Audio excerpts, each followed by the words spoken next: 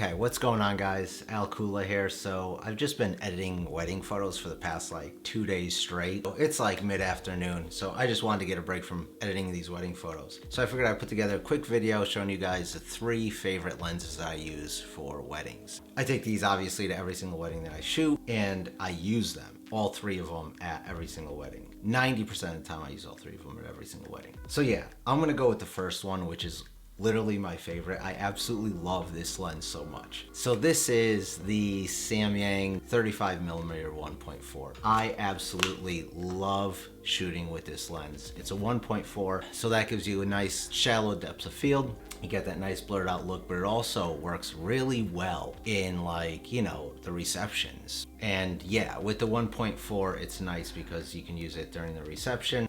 Lets in a lot of light. It focuses really well. Sometimes it hunts a little bit when the scene is backlit, but I think any lens really does that. There's another reason why this is really my favorite lens, which if you shoot with a camera that allows you to do this, you need to take advantage of this if you're not. And that's I use a Sony A7III, and it allows you to quickly switch into APS-C mode. So I switch into APS-C mode with this lens a lot. You basically have a 50mm 1.4. I love that focal length as well. So really, with this lens or any 35mm lens, you're gonna get, if you're able to switch into APS-C mode, you're gonna get a 35 and a 50mm. So it's like super bang for the buck. But anyways, yeah, so this is my first favorite lens. My second favorite lens, which used to be my first favorite lens, is the 85mm.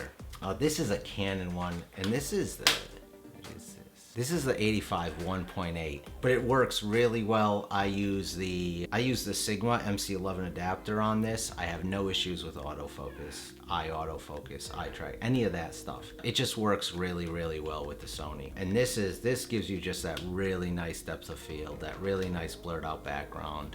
It's really creamy. Yeah, it's just a good all-around lens. So if you switch this into APS-C mode on full frame camera, you go from an 85 to 127mm. So yeah, that's pretty cool. But I usually don't switch this that much into crop mode, so I really just use it at 85 1.8. And then the last but not least is the 70-300, and this I use a lot during weddings. I always usually have it on during the ceremony because I want to get that reach, so that's pretty important. So yeah, this is the 4.5 to 5.6. So that's the only thing with this that's not that great. It doesn't let in a lot of light. But anyways, the focal length is what's important. The 70-300 is super important when you're doing ceremonies. I always stay far away. I don't even want people to know that I'm at a wedding. That's my goal when I'm shooting a wedding, is to not be part of it, just photograph it. 70-300 is probably my third favorite one. I don't know if it's a favorite, but it's just like, you need it.